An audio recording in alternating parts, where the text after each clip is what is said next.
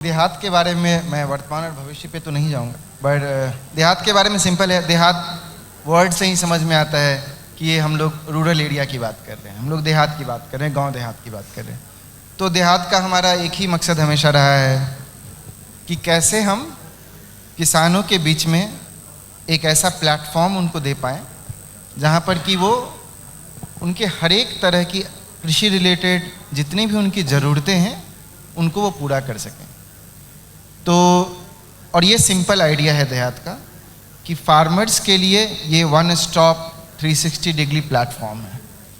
तो इसका मतलब ये है कि एज देहात फार्मर की जो सबसे बेसिक नीड्स होते हैं वो क्या होते हैं कि उनको कृषि के लिए जितने भी सारे इनपुट्स चाहिए उनकी ज़रूरतें होती हैं, खाद बीज की सही खाद बीज कीटनाशक, कोई उनको सॉइल केयर की ज़रूरत होती है, सॉइल टेस्टिंग की ज़रूरत होती है, उनको फाइनेंसिंग की ज़रूरत होती है, इंश्योरेंस की ज़रूरत होती है, उनके पास कैटल होते हैं तो उनको कैटल मेंटेनेंस, कैटल फीड की ज़रूरत होती है, टूल्स एंड मशीनरीज की ज़रूरत होती है। देहात कोशिश करती है कि ये सारी उनको मिल सके और इसके लिए देहात जितने भी इस कंट्री के नामी अच्छे सप्लायर्स हैं उनके साथ हम पार्टनरशिप करते हैं। फिर किसानों की दूसरी क्या ज़रूरत होती है कि अच्छा जी अब तो खेत लग गया, अब मुझे सही तकनीक चाहिए, सही सलाह चाहिए, सही टाइम पर चाहिए और एक्शनेबल चाहिए, तो हम उनको वो प्रोवाइड करते हैं। और फिर हम लोग at the end of the day सब लोगों की क्या ज़रूरत होती है कि उन प्रोडक्ट्स को हम मार्केट में सही मार्केट में सेल कर सकें। तो जहाँ भी किसानों की वो ज़रूरतें होती हैं तो हम लोग उनको मार्केट लिंकेज भी प्रोवाइड करते हैं, बोथ डोमेस्टिक मार्केट में एंड एक्सपोर्ट मार्केट्स। अगर हम कहें कि आप किसानों के लिए अमेज़ॉन वाला काम कर रहे हैं एग्रीगेटर का, तो क्या ये ठीक होगा? क्या ये मोटे तौर पर ठीक होगा? आप कह सकते हैं। द ओनली थिंग इज़ कि अमेज़ॉन के केस में हम सब लोग एक डिजिटल जर्नी पे रहते हैं और इंडिया में एग्रीकल्चर में आपको हमेशा ही उनके साथ एक चेहरा बन के जाना पड़ता है, उनके साथ बातें करनी पड़ती है, उनके साथ एक बहुत ही क्लोज रिलेशन बनाना पड़ता है। तो हाँ, आप कह सकते हैं कि हम लोग कृषि के लिए Amazon with a human touch हैं। ओके श्याम सुंदर जी, जो जिस लाइन में आप हैं उसमें ये बहुत ज़रूरी है कि किसानों के पास स्मार्टफोन हो और गांवों में इंटरनेट हो।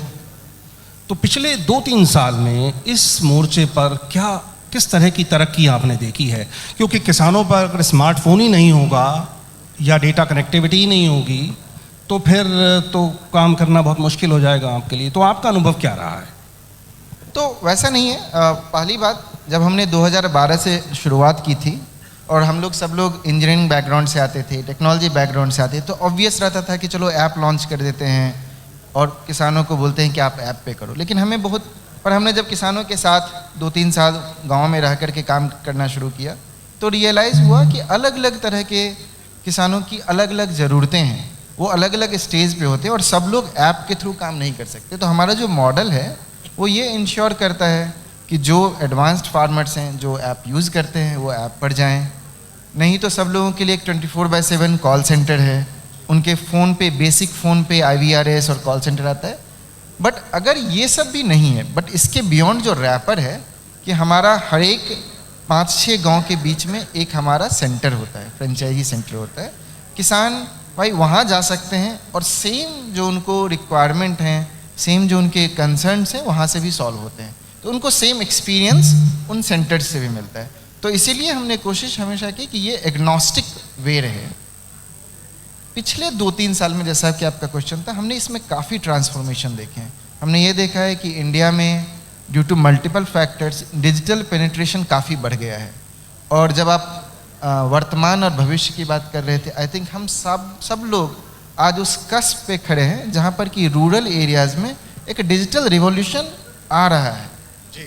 और एग्री उस डिजिटल रिवॉल्यूशन का सबसे बड़ा बेनिफिशियरी होगा, क्योंकि एग्री इंडिया में वास्ट है और कॉम्प्लेक्स है और डिजिटल रिवॉल्यूशन के आने से एग्री में जो प्रैक्टिसेस हैं वो काफ़ी चेंज होने वाले हैं। अमर उजाला अब आपके टीवी पर भी।